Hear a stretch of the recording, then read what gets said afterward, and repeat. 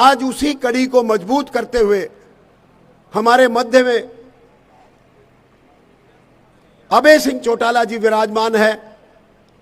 मैं उनका यहां पर पहुंचने पर हार्दिक स्वागत करता हूं और आपसे अनुरोध करता हूं कि जैसे चौधरी देवीलाल की पुण्यतिथि पर जींद पर स्वागत वीरेंद्र सिंह का हुआ, ऐसे ही आप चौटाला जी का स्वागत करें तालियों के साथ। और मेरा उनसे अनुरोध है कि वो मंच पर आएं और अपनी बात रखें।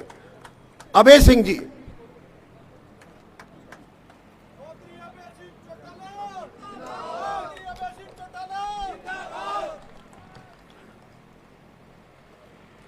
आदर और सम्मान के योग आज के इस समारोह के प्रभारी श्री रामविलास शर्मा जी, आज चौधरी वीरेंद्र सिंह जी के जन्म दिवस पे आज उनको बधाई देने के लिए आए हुए अलग अलग राजनीतिक दलों से मंच पे बैठे हुए सभी राजनेतागण, खाप पंचायतों से आए हुए सारे खापों के प्रतिनिधिगण, सामाजिक संगठनों से चौधरी साहब को उनके जन्म दिवस के ऊपर मुबारक देने पहुंचे हुए सभी सम्मानित साथियों, आज इलाका से आए हुए चौधरी वीरेंद्र सिंह जी के प्रति अपनी श्रद्धा, अपना प्रेम और अपना आशीर्वाद देने के लिए आए हुए आदरणीय बुजुर्गों, नौजवान साथियों, सम्मान के योग्य माताओं, बहनों, पत्रकार, छायाकार दोस्तों, मैं भी आज जहाँ चौधरी साहब को जन्मदिवस की हार्दिक शुभकामनाएं देने के लिए आया हूँ, जहाँ मैं अपनी तरफ से, अपने परिवार की तरफ से, अपने पार्टी की तरफ से आपको आपके जन्मदिवस की हार्दिक शुभकामनाएं देता हूँ। परमपिता परमात्मा से प्रार्थना करता हूँ कि आपकी आयु लंबी हो, आप लोगों की जहाँ सामाजिक सेवा कर रहे हो, जहाँ अपने राजनीति में रह करके प्रदेश के लोगों के लिए अच्छे फैसले लिए, आपने लोगों के दिलों में अपनी जगह बनाई। आज 50 वर्ष आपने अपने राजनीति के पूरे किए और मेरे से पहले रामपाल माजरा जी कह रहे थे कि चौधरी वीरेंद्र सिंह ने फैसला लिया है कि अब मैं चुनाव नहीं लड़ूंगा। चौधरी साहब राजनीतिक आदमी, एडवोकेट, डॉक्टर और अध्यापक कभी भी रिटायर्ड नहीं हुआ करते। रिटायर्ड तो वो लोग होते हैं जो समाज में अपनी पहचान खो बैठते हैं। आपने समाज में बहुत बड़ी पहचान बनाई है। आपके इस राजनीतिक अनुभव का अब आने वाली जो पीढ़ी है उसको आपकी उस प्रेरणा की बहुत ज़रूरत है। इसलिए हम आपसे कहना चाहेंगे कि आप फैसला तो अपनी मर्जी से ले, लेकिन लोगों की भावनाओं से, जो आज आपके प्रति इतनी बड़ी संख्या में आज आपके प्रति जो प्रेम भाव, जो श्रद्धा लेकर के आए, उनसे ज़रूर पहले पूछ लें कि मुझे क्या फैसला करना चाहिए। मैं तो आपसे यही निवेदन करूंगा, मुझे याद है सन 1988 के अंदर जब चौधरी देवीलाल की उम्र 75 वर्ष की हुई थी, दिल्ली के बोट क्लब के ऊपर चौधरी देवीलाल जी का जन्मदिवस मनाया जा रहा था। लाखों लोग वहाँ एकत्रित हुए थे और उसके साथ साथ कोई भी राजनीतिक दल ऐसा नहीं था जिस राजनीतिक दल के लोग चौधरी देवीलाल के जन्मदिवस पे उनको अपनी शुभकामनाएं देने के लिए ना पहुंचे। और उस दिन जो है एक बड़ा फैसला राजनीति का हुआ था। उस वक्त देश के हालात भी आज के हालात है इसी तरह के थे। देश के लोग मौजूदा जो उस वक्त का शासन था उससे दुखी थे। लोगों की इच्छा थी कि बदलाव हो, और लोगों की ये इच्छा भी थी कि इस बदलाव के अंदर सारे जितने भी राजनीतिक दलों के लोग हैं वो कहीं ना कहीं राजनीति से ऊपर उठ करके देश को बचाने के लिए अपना लालच त्याग करके एक मंच के तौर पे इकट्ठा होकर के इस देश की लड़ाई लड़े। आज भी इस प्रदेश में हालात इस किस्म के हैं।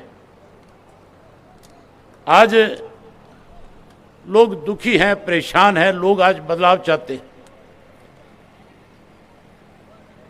उदाहरण है आपके सामने कोरोना की महामारी, उदाहरण है आपके सामने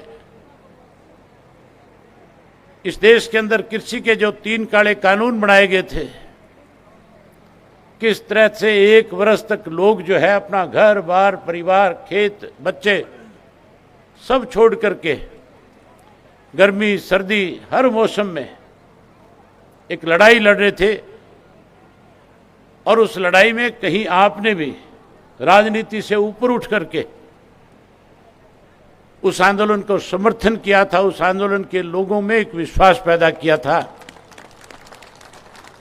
आप जैसे लोगों ने जब उस आंदोलन को समर्थन दिया तो आंदोलन मजबूत हुआ, लोगों का विश्वास बढ़ा, और जिन लोगों ने ये कानून बनाए थे उन्हें मजबूर होकर के वो कानून वापस लेने पड़े, और कानून वापस लेकर के फिर से किसान को एक बार सम्मान के साथ घर की वापसी करनी पड़ी। आज जरूरत है आप भी जिस तरह से चौधरी देवीलाल ने एक तीसरा मोर्चा बनाया था, जिस तरह से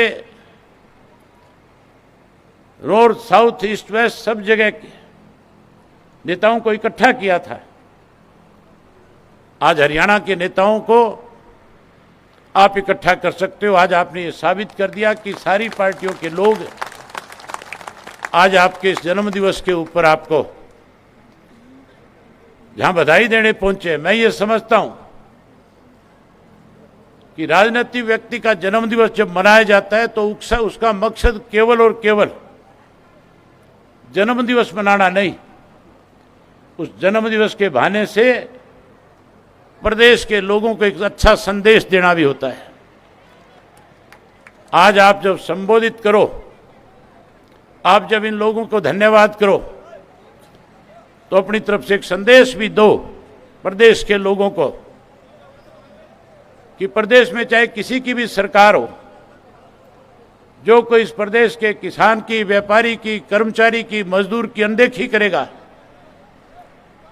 चाहे हम उस सरकार का हिस्सा भी क्यों ना हो, लेकिन हम हर वर्ग के लोगों के लिए इकट्ठा होकर के उस सरकार को मजबूर करने का काम करेंगे। आप कोई अच्छा फैसला लो। आज आप जैसे नेताओं को प्रदेश की जरूरत है। ये लोग इतने लंबे समय से जो बैठे हैं, ये केवल एक ही बात सुनना चाहते हैं कि हरियाणा में बदलाव लाने के लिए हम उन सब लोगों को इकट्ठा करेंगे जो लोग हरियाणा के लोगों के लिए, जिन्होंने लड़ाई लड़ी। आपने सदैव, चाहे आप कांग्रेस में थे, चाहे आज आप भारतीय जनता पार्टी में, जब कभी भी सरकारों ने कोई गलत फैसले किए आपने उसका विरोध किया। आप सदा अपने राजनीतिक जीवन में आपने संघर्ष किया, और जब जब भी आपने सच्चाई के रास्ते पे चले। मेरे से पहले कई साथी कह रहे थे कि आपका मुकाम कोई और था, आपको प्रदेश की बागडोर मिलनी चाहिए थी, लेकिन उसके बीच में कुछ चापलूस किस्म के लोग जो थे वो कहीं ना कहीं रोड़ा बनते आए। चौधरी साहब,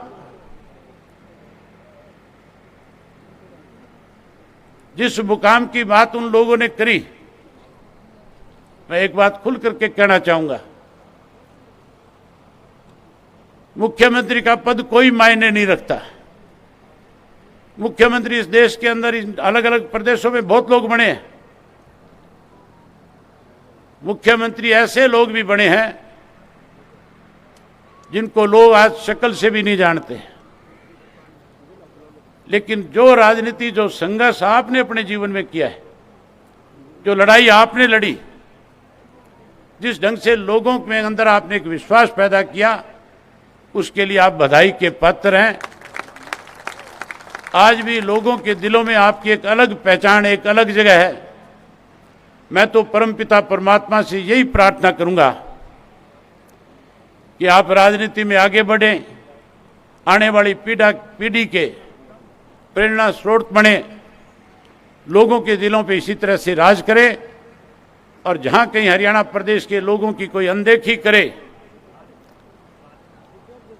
वहां ना केवल आप उसका विरोध करें,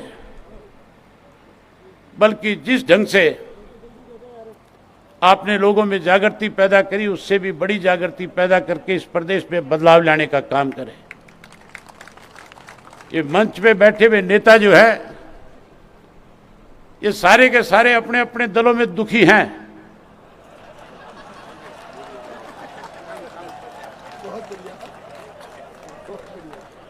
ये कह नहीं सकते, ये मजबूर है, लेकिन इन सब की इच्छा है कि कोई इनका नेतृत्व करने वाला बने।